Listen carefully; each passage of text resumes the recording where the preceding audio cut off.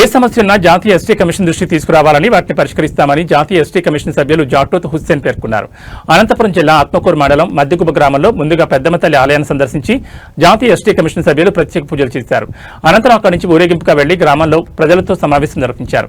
ఈ సందర్భంగా సేవాలాల్ మహారాజ్ జయంతి సందర్భంగా ఆయన చిత్రపటానికి పూలమాలలు వేసి జాతీయ ఎస్టీ కమిషన్ సభ్యులు నివాళులర్పించారు. ఈ సందర్భంగా గ్రామ ప్రజలు మాట్లాడుతూ గ్రామానికి రోడ్డు సౌకర్యం కల్పించాలని, బ్రిడ్జ్ ఏర్పాటు చేయాలని కోరారు.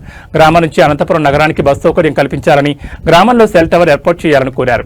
గ్రామంలో ఫ్లోరైడ్ సమస్య ఉందని, సమస్య పరిష్కరించాలని, డ్రైనేజ్ కాలువలను ఏర్పాటు చేయాలని కోరారు.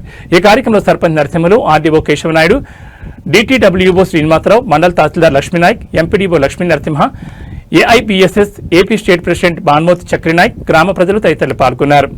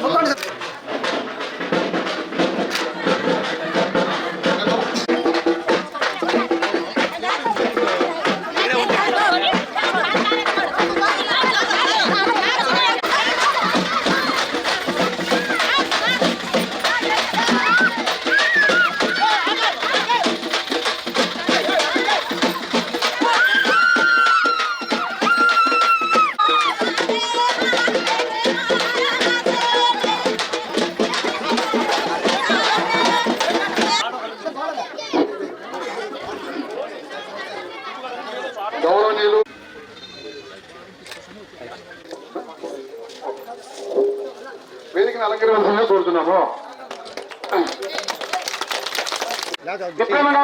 तब सैटिस्फाई न हो तो अपने सिटिंग को फिक्स కానీ అప్పుడు సమస్యలు లేదా మాతో చార్ లేదా మాతో తీగుడు కरेंगे तो मानो फेरा కానీ సమస్యలు కత్తో చూసుకో వస్తున్నారు సార్ అప్పుడు హుస్సేన్ సార్ తమ సమస్యలు కత్తో చూసుకో पानी रहते रोड रहते सेल टावर रहते पुलिस केस रहते रेवेन्यू रहते सार आगे दिटो पुलिस स्टेशन में जाओ पुलिस रेवेन्यू ऑफिस में जाओ पुलिस प्रजा दरबार में जाओ अपने गौरव सगत उद्देश्य है गौरव को राजकीय चर्चा में लावण करेंगे तो गौरव थाना लेन जावण करता कंकण वाला है हुसैन सार अब मैं बातें कम करना सारे ने बातें ज्यादा चाहिए गौरव समस्या चाहना अंड अपने कलेक्टर की रिव्यू करो तो वजह विषय केवल तमने तम एरांगे లెటర్ లేకపోతే ఇప్పుడు చెప్పిన వాటిల్లో ఒకటి రోడ్డు కావాలని అడుగుతున్నా సార్. మెయిన్ రోడ్ నుంచి ఇక్కడ వరకు రోడ్డు కావాలని ఒకటి, అది తమరు సార్ ఒక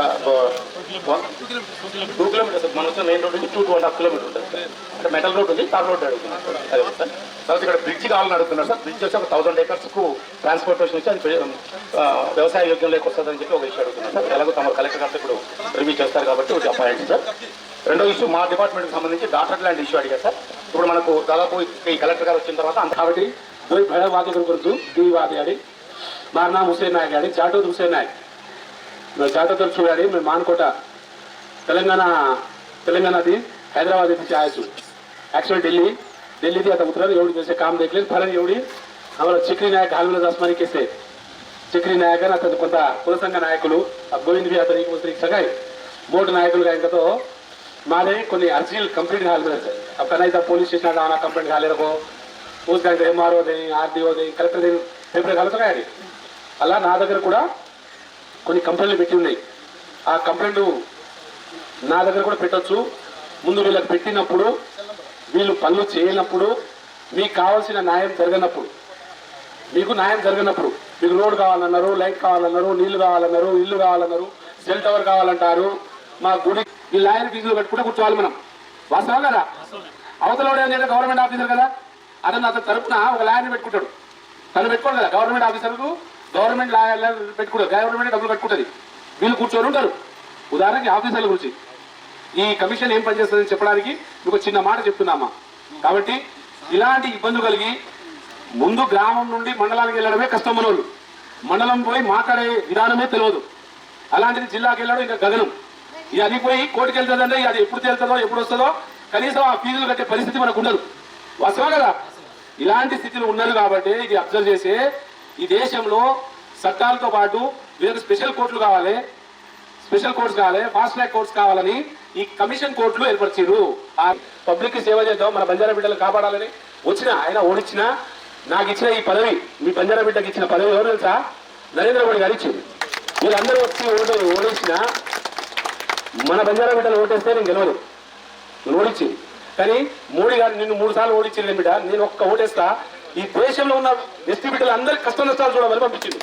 కాబట్టి మీ అందరి తరఫున మా మోడీ గారిని ధన్యవాదాలు తెలుపుకుంటూ, నా పని ఓటైతే మోడీ గారు ఇచ్చింది, కానీ నేను చేయాల్సింది రాష్ట్రపతి ముర్ము గారి కింద పని చేయాలి. నేను ఇది ఒక ఆదివాసీ బిడ్డ, గ్రామీణ గూడెం, చిన్న గూడెం నుండి వచ్చిన బిడ్డ. ఈ దేశంలో స్వాతంత్రం వచ్చి ఒక్కరోజు కూడా ఒక్కడు కూడా ఒక రాష్ట్రపతిని అధిగరించిన ఎస్టీ బిడ్డ ఉన్నాడా? ఆ రాష్ట్రపతిని చేయించింది కూడా మోడీ గారే. ఒక ఆదివాసీ బిడ్డని కూడా రాష్ట్రపతిని చేసిన ఘనత మోడీ గారిది అవుతుంది. కానీ అలాంటి అమ్మగారి కింద నేను పనిచేయడం నాకు చాలా సంతోషదాయకంగా ఉంది. అమ్మ, మీరు ఇప్పుడు నీకు చెప్పిన మాటలు 2 ముక్కలు. మీరు నేను వర్బల్గా వచ్చి ఓటేస్తారు, వేయించుకొని పోతారు, ఆ నాయకుడు వచ్చి ఇట్నే ఉన్నాడు, ఈ నాయకుడు వచ్చి ఇట్నే ఉన్నాడని మీరు అంటారు. బాగుంది, అందరూ అట్నే ఉంటారు, మనం మాత్రం బాగున్నా. మరి మంచివాడని దేవాడియలేదే, వేసింది గెలిపించింది మీరు, మరి తన్నేది మిమ్మల్నే. మరి తన్నేటోని ఓటేసారు, కానీ మంచోని ఏడ ఓటేసారు మీరు? మీరు మంచోని ఓటేస్తే మంచి పని చేస్తాడు, తప్పుని ఓటేసినప్పుడు తప్పు పనులే చేస్తాడు. అది మీరు ఆలోచించుకోవాల్సిన విధానంలో తప్పు ఉంది. మీరు చేయగో, ఒకసారి తప్పు చేసిండు, సెకండ్ సారి మారచ్చుగా, మారరు. ఏమిస్తావు, బీరా, బిర్యానీయా, మందా, ఏమిస్తావు బిడ్డ అని అడుగుతారు మనోళ్ళు మొక్కలు మధ్య అడుగుతారు. మళ్ళీ ఎప్పుడైతే మా బంజారా బిడ్డ అయితే కాయ తెచ్చి దారి ఖాళీ చేసి రాకు గారు. కొంతమంది నాయకులు నాకు చెప్పారు, అన్న మీరు అనంతపురం వస్తూ కానీ ఈ తండాగా రావాలన్నా కొన్ని సమస్యలు ఉన్నాయి, చాలా ఇబ్బందులు ఉన్నాయి, నాకు కూడా కొంచెం తెలిసిన వాళ్ళు ఉన్నారు, ప్రాబ్లం ఉందని చెప్తే నేను ఎక్కడికి పోతే అక్కడే కోర్టు, నేను ఆడికి పోతే అదే నా కోర్టు. నేను ఆ ఢిల్లీలో కూర్చొని కోర్టు పోదా, రోడ్డు మీదకి వచ్చి కోర్టులో కూర్చుంటా.